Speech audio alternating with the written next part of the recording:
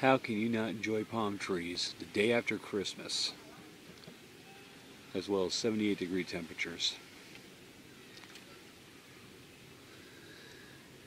I know I enjoy them.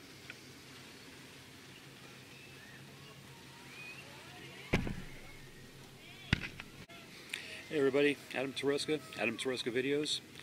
I'm here in Galveston, Texas, over at the Seawolf Park. This is my first time here. We're going to check things out. We'll see how things are, the same way you are, my first time, and we should be in for a nice little treat here. So let's get together, go have some fun, see what this place is all about, and now it's time to get the shot. Okay, what we're looking at here is the SS Selma. This is a World War I ship that was actually made out of concrete instead of steel due to the steel shortages in the time period for World War I. They have it permanently on display there for whenever the tide is low, and when the tide is high, normally the ship is pretty much predominantly covered. If you're able to boat out there, you can actually get on board the Selma. Let me get you some more information on a placard that's up here. Okay, this is the Texas placard on the SS Selma. I'll show it slowly so you guys can read it, but I'll also read it out aloud as well. Steel shortages during World War I led to the U.S. to build experimental concrete ships, the largest of which was the SS Selma, today partially submerged in Galveston Bay and visible from this site. It was built in Mobile, Alabama, and named to honor Selma, Alabama, for its successful wartime Liberty loan drive. The ship was launched June 28, 1919, the same day Germany signed the Treaty of Versailles, officially ending World War I. As a result, the 7,500-ton ship never entered the war, but instead was placed into service as an oil tanker in the Gulf of Mexico. In Tampico, Mexico, on May 31st, 1920, the SS Selma hit a jetty, ripping a hole in its hull about 60 feet long. After attempts to repair the ship in Galveston failed and efforts to sell the ship proved unsuccessful, U.S. officials decided to potentially scuttle the ship. A channel 1,500 feet long and 25 feet deep was dug to a point just off Pigeon Island's eastern shoreline, where on March 9, 1922, the ship was laid to rest. The Selma has since been the object of failed plans to convert it for use as a fishing pier, pleasure resort, and oyster farm.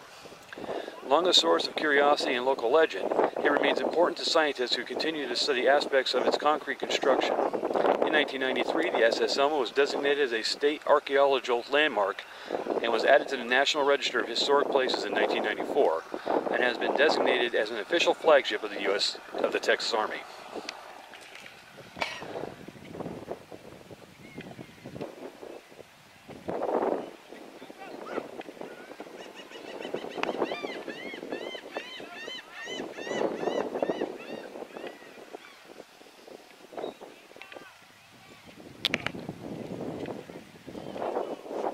Personal interest to me is the fact that something built that long ago still exists and was over 100 years old and still showing signs of being intact despite its intentional scuttling.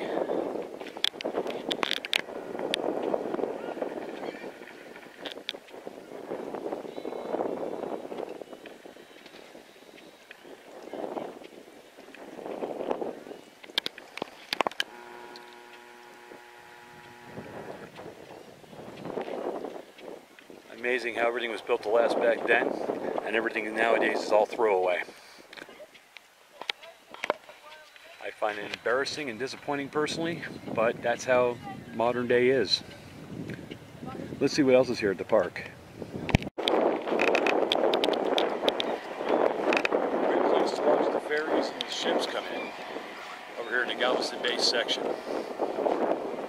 This is a ferry that'll go from Galveston Island over the Port Boulevard mainland and back, where people go up through there. They can check out different areas. I've taken these before, and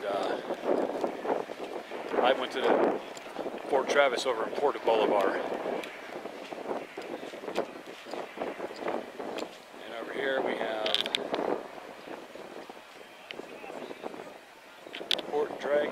bulk freighter.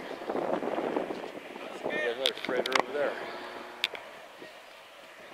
Lots of sea traffic over in this area.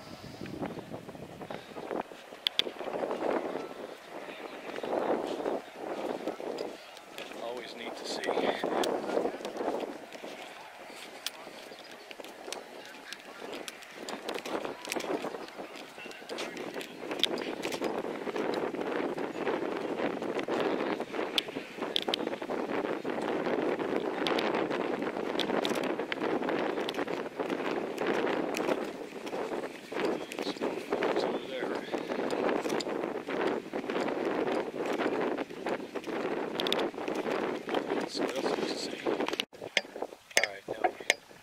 Shot of Selma.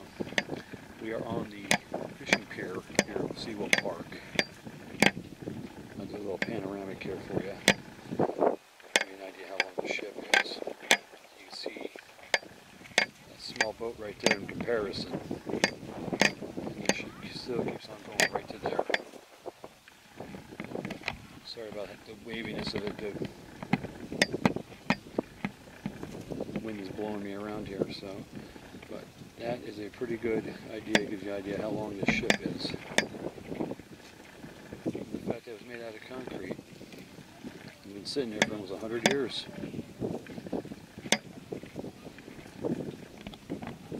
Interesting. Let's see what's next in the park. Here's another interesting historical piece for you about Galveston, gateway to Texas. From the time the earliest documented history, the Gulf of Mexico has been the main port of entry into Texas. Some settlers of the 1820s even came by keel boat, going ashore along the way to kill game in the same way an overland party would live off the country while traveling. Some early settlers would choose to come to Texas by land, but a poor system of wet and rough roads was crossed by countless rivers. In most cases, the rivers were crossed only by costly, ill-intended ferries, many of which were manned by unscrupulous operators who preyed upon naive travelers. Galveston, in the 19th century, was a chief port of entry into Texas. It was sister city to New Orleans. So well organized was passage from one to the other. Texas ports of entry also included Velasco, Quintina, La Vaca, Indianola, Matagorda, Port Isabel, Houston, and Corpus Christi. Yet Galveston, with the best natural harbor between Pensacola and Veracruz, dominated travel both into and out of Texas. This port welcomed statesmen, speculators, teachers, soldiers, clergymen, doctors, merchants, craftsmen, and tourists. Galveston's prominence among the major ports of entry into North America led to the construction of the United States government of important quarantine and immigration stations that replaced earlier ones built and operated by the city of Galveston in the state of Texas. These stations saw tens of thousands of immigrants enter Galveston, while some settled within the city and contributed to Galveston's diverse population. Most dispersed across Texas and aided in the growth and development of the state. Another interesting little tidbit. Here we have another placard here, Historical Commission of Texas, the Galveston Quarantine Stations. Unregulated entry of immigrants through the port of Galveston in the late 1830s greatly contributed to the local outbreaks of yellow fever and other communicable diseases. The young city instituted quarantine measures in 1839 and in 1853 built Texas's first quarantine station on the eastern tip of Galveston Island. Yellow fever returned to plague the community in 1867 and 1868. A larger quarantine station built by the city in 1870 was destroyed by hurricane winds in 1875. The state built new facilities in 1879 and again in 1885 at a site in Galveston known as Fort Point. Ships suspected of harboring infected crew, passengers, or cargo were not allowed to enter Galveston's port. A new station built on a nearby Pelican Island by the state in 1892 was destroyed in the storm of 1900. Texas built its last quarantine station at the Fort Point site in 1902. This station merged with federal operations in 1919. A federally funded 10-structure quarantine facility, secured with help from Galveston's federal liaison, Colonel Walter Gresham, was completed here on Pelican Island in 1915.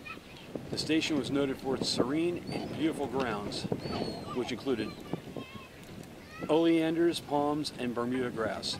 However, the park-like atmosphere did not interfere with the station's purpose of inspecting ships bound not only for Galveston, but for Houston and other Galveston Bay ports. Pelican Island Federal Quarantine Station, which closed in 1950, inspected an estimated 30,000 ships that brought in an estimated 750,000 immigrants to Texas during its 35 years of operation. So this beautiful park started off as a quarantine station for yellow fever.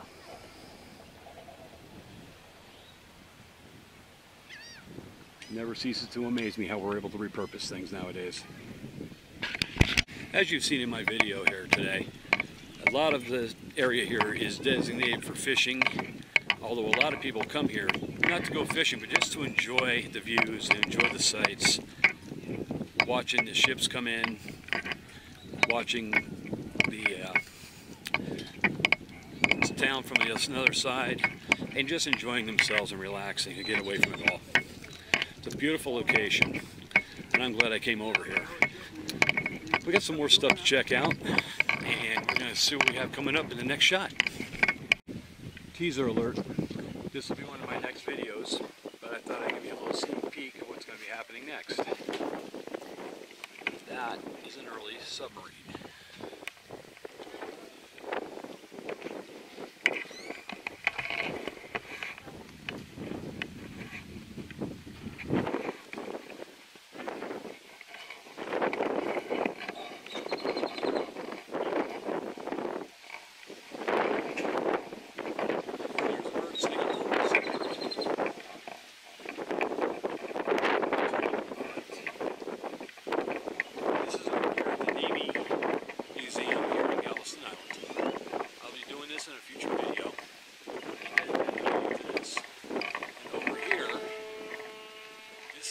Part of a submarine, what you would see if the sub was partially submerged.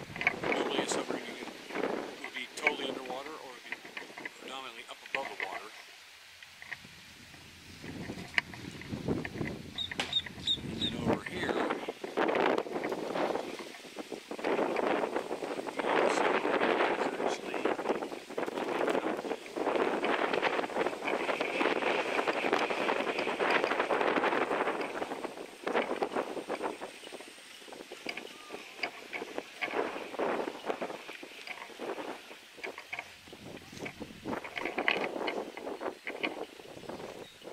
actually this is a teaser for right now because I'm going to do a future video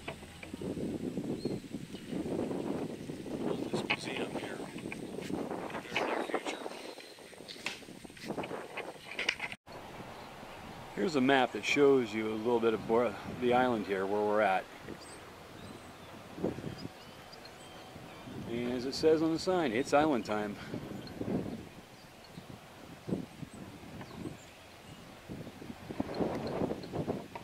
We're on the Seawolf Park, the Pelican Island.